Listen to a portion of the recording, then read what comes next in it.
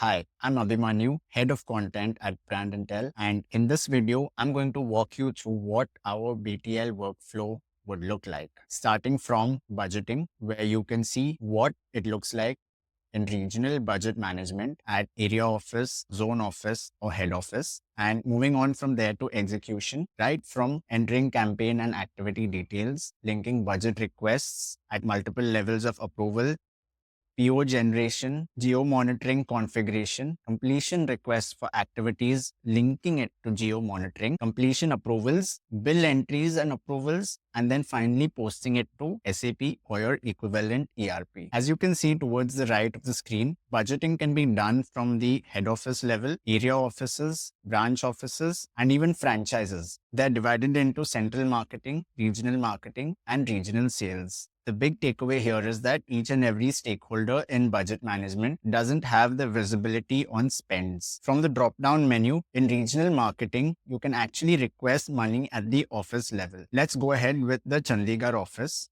On the top, you can see Chandigarh office has been chosen. On the left, you can see the navigation for the workflow for budget requests. You add info as per what you see on the screen. Enter amount details. You can see that you can break down the budget by brand, and within the brand, you can create a further breakup for channels. Now, this is more focused on BTL type activities, the fourth option. But in this case, we would use in place of brand banking products like savings, FDs, mutual funds, etc. And we can divide it further by channels. When you're entering and saving these amount details, you can't exceed the total budget allocated. And when you save and close, you can go to the next step on the left navigation part, which is add supporting documents. So you can upload a document. As you can see here, there's a document uploaded. Finally, you can review all of your budget request details and save and continue. Success, you've just made a regional marketing budget request from the Chandigarh office. When you've made the request, it goes for approval as per the company's delegation of authority. So you can see the user list here, and it enters the budget management lifecycle. So you can see the statuses here starting from draft to requested, approved, active, blocked, rejected, closed, or on hold. Next, we move on to the execution part of the workflow. Your dealers or vendors are responsible for initiating execution. We'll see how they can create a request, enter the target KPIs, and move towards the billing part. This is a list of approval requests on the main dashboard. And by clicking the new client request option on the left navigation, they can enter all the details of the requests, including the BTL specific details and the quotation for the estimate upload on this screen. At this point, they are filling out information. If you see on the top here in the header tab, these are the tabs that represent the workflow. So we can toggle them. So once the person has entered the details like performance expected, BTL activity description, what kind of activation it is, the vendor, let's say it's FCB Ulka at this point. So once they enter this, they move to the next tab, which is activity details, and they enter more information here. For example, which brand it's connected to, or rather which product category, which banking product category, the description, for example, the target audience, adults who are looking for savings account.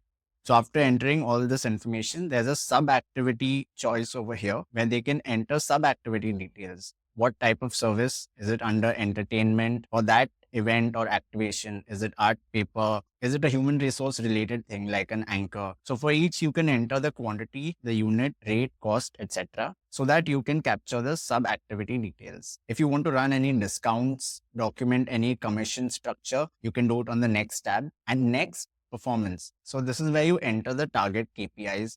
So as you can see, it could be inquiries, could be footfalls, whatever may be the case. It could be form sign-ups, account openings. So you target how many would be necessary, what's the count, and capture the details here so that you can monitor it later against what actually happened, because this is under the planned section. This is the activity log where all of the activities, all the details you're capturing is getting logged under a particular timestamp and the person who's logging it. So you have a clean audit trail, and as the activities increase, you can reference what has happened when. So once all these tabs are filled in, the request needs to go for approval. This is the screen that the approver sees when they log in, and it's a list of all the regional budget requests pending for approval. You can see on the left navigation, there's statuses. So there's pending, in process, submitted, rejected, cancelled, and so on. So these are the list under the pending category. If you click open for any of these budget requests, it goes to a separate set of details. On the next tab, you have the budget bucket linking. So if you see on the right hand side column, there's select bucket. Now, this is important because whatever may be the activity, you're linking it to a certain pool of funds. It may be quarter wise, whatever we selected at the start when we were allocating the budget. So you can later on, since this linking with the budget bucket has happened, you can track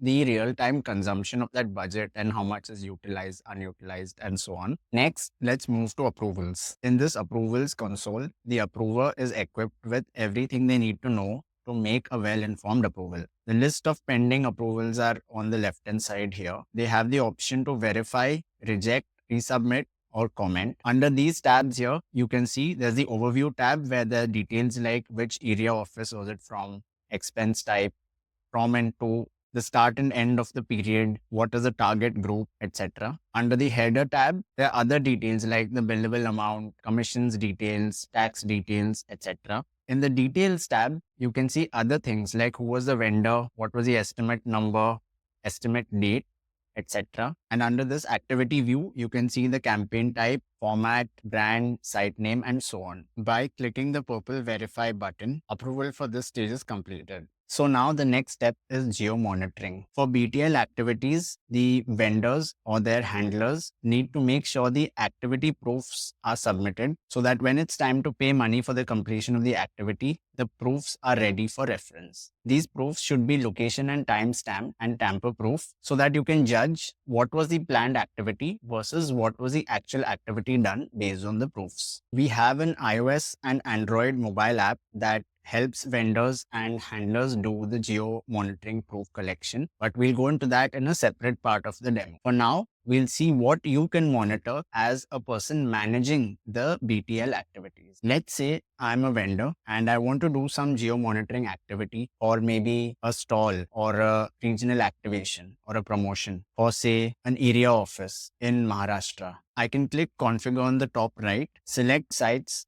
from which we want to do geo-monitoring activities. We can view the city, state, country, site address, start and end date of the activity. We can choose and view the activity site on Google Maps. We can assign a vendor or handler and select the start and end date for the activity. And finally, we can add more visits if required. And the same thing can be done for multiple activities and sub-activities. Next, you can see the summary of the activity allocations. Here you can see a snapshot view of the activities that are live, completed, planned, expired, and you can even see what the timeline for the activity is. As a next step, in the left navigation bar, you can see what's the request status for each of the requests you have put for completion approval. For a certain number of tasks that are completed, you can request the completion approval so that you can add the bill. This is where you add details of the vendor completion and the actual performance KPIs that are achieved. At an earlier stage, at the time of initial request, there was a target outcome that was inputted. But here, the actual outcome would need to be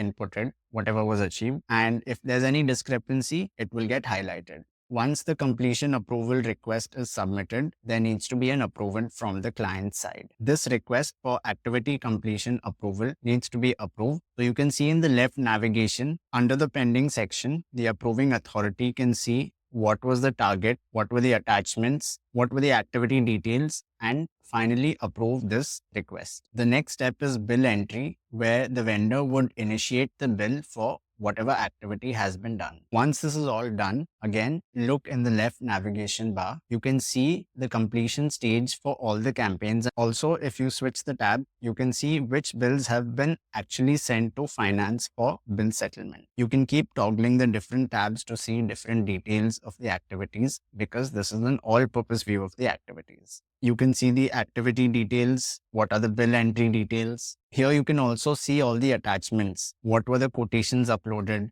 What were the POs uploaded? You can even see the PO completion approval that supports the bill entry. Finally, you can see the log and audit trail of activities right from the start and what has been sent to finance. The powerful part here is that for one request, you can view right from the KPIs to the budget, activity details, the bill completion stages, and finally what stage it is at, and the activity history all in one place. You can also filter out the bills based on what is posted to SAP or your ERP, so you have clear visibility throughout.